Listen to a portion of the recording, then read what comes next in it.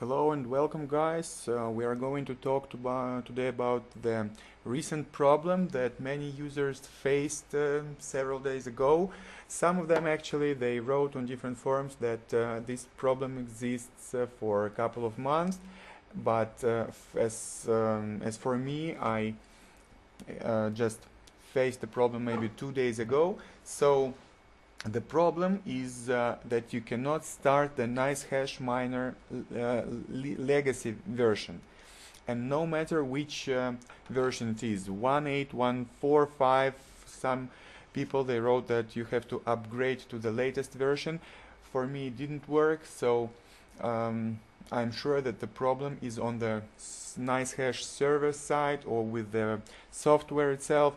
No matter what it is, we need to continue mining, and if you were not using NiceHash to change the algorithms frequently, this is basically the purpose of the NiceHash program. But for me, I was using this program to mine BTC coins. So using the Equihash algo, I was getting my payouts in BTC. And if this is what you want and you don't know how to pass this problem, because okay, let's check the internet. For example, the Russian-speaking internet, you have plenty of topics on different forums about this issue. One, two people writing different ways to pass the problem.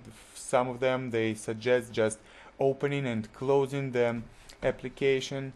Others they suggest that you go to your connection settings and you remove this check mark near the IP version 6 protocol. For example, in the English speaking YouTube, even if you just type NiceHash SMA connection, you can see that a lot of discussions are there. Some users actually they suggest just closing the program and starting it over again, and not maybe right away, but apparently you will run the program. You will pass this getting SMA information window, you will not see the error window, and you will start mining. But the problem is that after an hour or maybe a day or a week, when your farm goes when the video drivers crash and your computer will reboot, will relaunch and try to launch the NiceHash Legacy Miner again, you will definitely see the same problem. Maybe not right away, you will mine for a day, but I mean, just closing the window, closing the program and starting it over and over again doesn't solve the problem itself. So if you are using NiceHash to get your payouts in BTC and you do not care about the algorithms behind the mining, for example, if you know the coin that you mine and the pool and everything, and you just want to start the NiceHash miner and to bypass this problem, you can use the batch file. And I realized that not so many people really know how to do that. So this is exactly what I'm going to show you. For example, I was using the ewbf miner and Equihash algorithm to get my payouts in BTC. So let's close this application.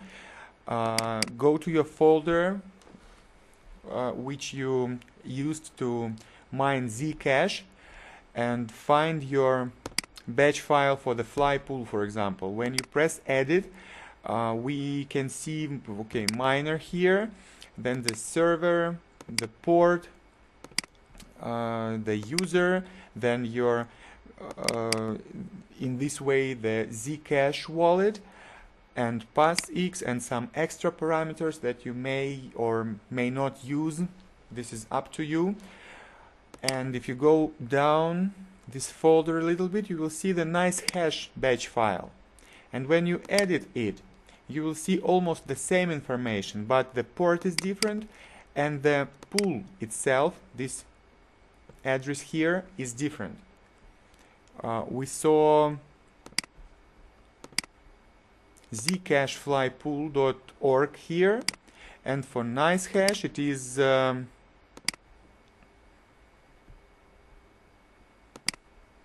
Equihash for the algorithm, .eu for the location of the server, .nicehash.com.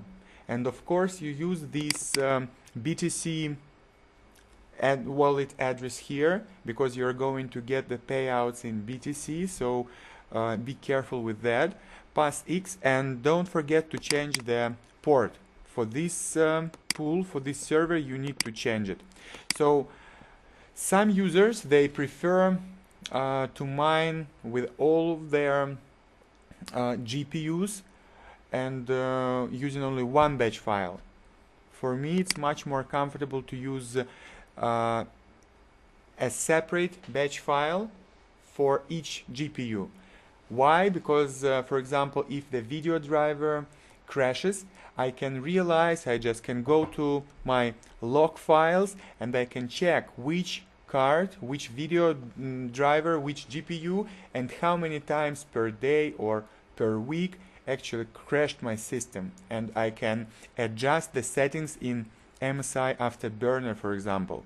Okay, so to do that, you just copy this. Okay, we assume that you have your Flypool batch files organized separately for each GPU. So you just go to the file you just created for all your GPUs. You select and copy this line from miner to port, and then you go to, let's say, device 0 batch file, and from miner to port you just select and paste the information.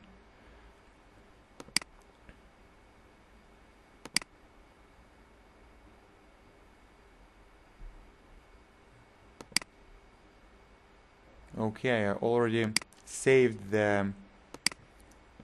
my Flypool device 0 batch file. I will have to restore it.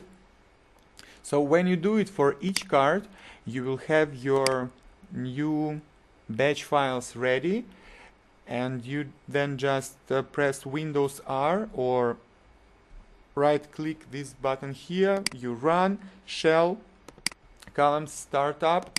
Okay. Okay, we don't need the Flypool for now. We want to start our ewbf NiceHash batch files. So we copy these files which we created for Equihash with BTC wallet with 3357 port, some extra parameters like this PEC to see the table which shows the efficiency of your mining, exit 3 if you want your miner to be closed for several reasons, this log 2 and then the log file and the file name itself. So some parameters, you just go to the help file, this one here, and you choose which parameters you need. Just be careful with the port, the pool, and the BTC wallet address. So we have these 6 files here. We select, right click and copy them, and we paste the shortcuts here. So this is basically it. You are ready to go. This is how you start the NiceHash batch file. This is how you mine BTC coins on the NiceHash pool. And this is how you bypass the SMA information and no internet connection problem. Let's just check. Let's start 1, 2, 3, 4, 5. Okay. Minimize. All 6 GPUs are running now. 1, device 0, second card, 3, 4, 5. Hello. And the premium edition Palit. What's wrong with this one?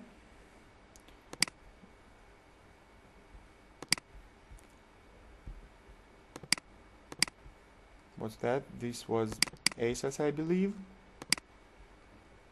Okay, it's up and running. So now we can see that 6 batch files are running. We already received some shares, and now we can go to the new.nicehash.com /miner/ and your BTC wallet address here. We will refresh the information, the page.